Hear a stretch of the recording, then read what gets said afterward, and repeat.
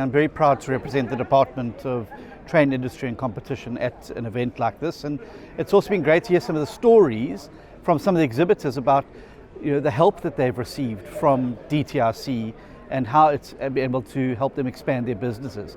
I've spoken to a number of exhibitors who've had international exposure and now have been given opportunities to sell their products abroad.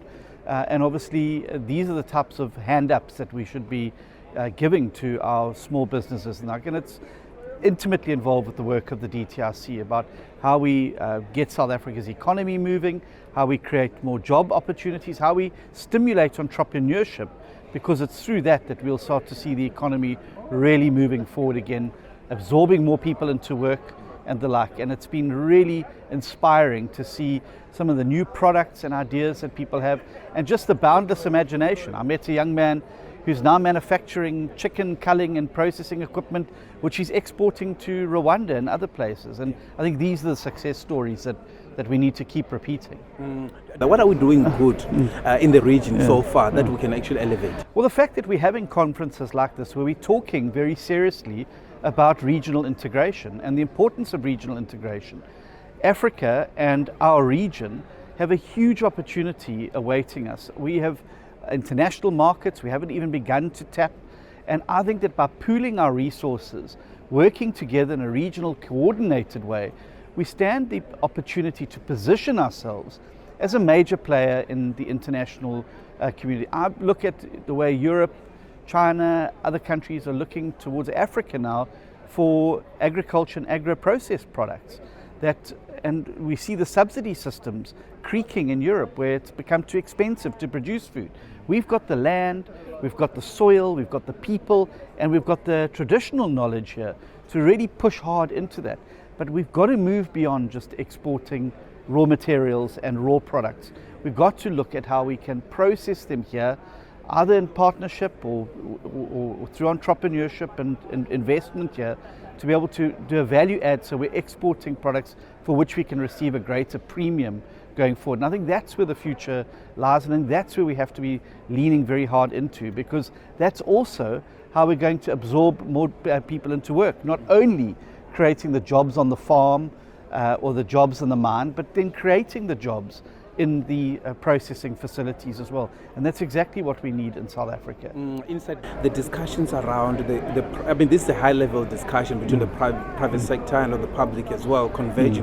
What sense of cooperation and also engagement, enthusiasm from the private sector to support initiatives of government to unlock those bottlenecks and also, we talk about non-tariff barriers and all that. Your department is really vested on that. Yes, absolutely. And I think that the importance of conferences like this is it means we can sit around tables and have these frank discussions. We're not waiting for meetings and that to take place. We're here, we're able to put all of the obstacles, the frictions on the table and have honest discussions about how working together we can do it. The reality, government can't do it alone, business can't do many things on their own, but that symbiotic relationship with business and industry and the department and government and a whole of government approach working together, I believe that's where the magic starts to happen in these projects. And many of these instances, government's got to step in and lead the way to create the confidence that this is a serious initiative, this has got the backing of government, and then you'll see the funding following that confidence. And I think that's the importance of things. And networking. It's so important to be able to talk to our colleagues from different parts of the region to understand why they think in a certain way on certain things, and to try and find ways to overcome what obstacles there are, but also then how we can exploit the secret ingredients that all of our different countries have to be able to make something that's really spectacular.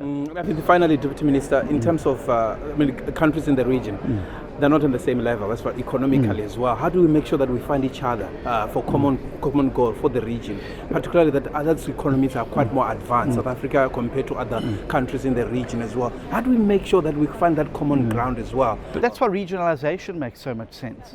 Because you could have countries that don't have an advanced motor manufacturing capability like South Africa does, but they can provide components, leather seats. There's various value chains that they could start to feed into if we have a regionally integrated approach. If each country is just trying to do its own thing, I think it becomes a lot harder. But if other countries in the region who are less developed, who don't have the industrial capacity that South Africa does, are able to tap into value chains in the region, I think that's the way forward to help them start to grow their own industries and contributors to what would generally be a regional output. And I think that's where the secret lies. Not all countries are going to be the same. Not all countries face exactly the same problems, and each country has its own unique set of demographics, of circumstances, of politics. But certainly I think that we can start to bridge some of those issues through adopting a more regionalized approach and creating those corridors and value chains to be able to help them tap into economies that are more industrialized like South Africa. When involving now the issue of migration, is what you find that the discussion is tense. We are a part of Africa, and that is a fact. And we have a role to play, I think, on the continent in providing moral authority, on providing a clear direction forward. And I think that, of course, every country has to have strong borders, and that's important. And we obviously want to try and limit illegal immigration. But what you don't want to do is to alienate yourself from the rest of the continent. We need, Africa was one of our largest trading partners in many aspects, and people mustn't forget that. It's not Europe, it's not China, it's not the US, it's our African continent. It's a huge market for South Africa's product.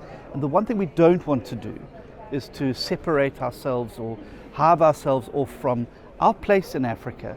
And I think there is a duty on us as one of the largest economies, if not the largest economy, as one of the most industrialized countries on the continent, to actually be leading the way in terms of taking Africa into a new era of prosperity, hope and advancement, which the continent desperately needs. This is Ubuntu Radio. A product of the Department of International Relations and Cooperation, South Africa.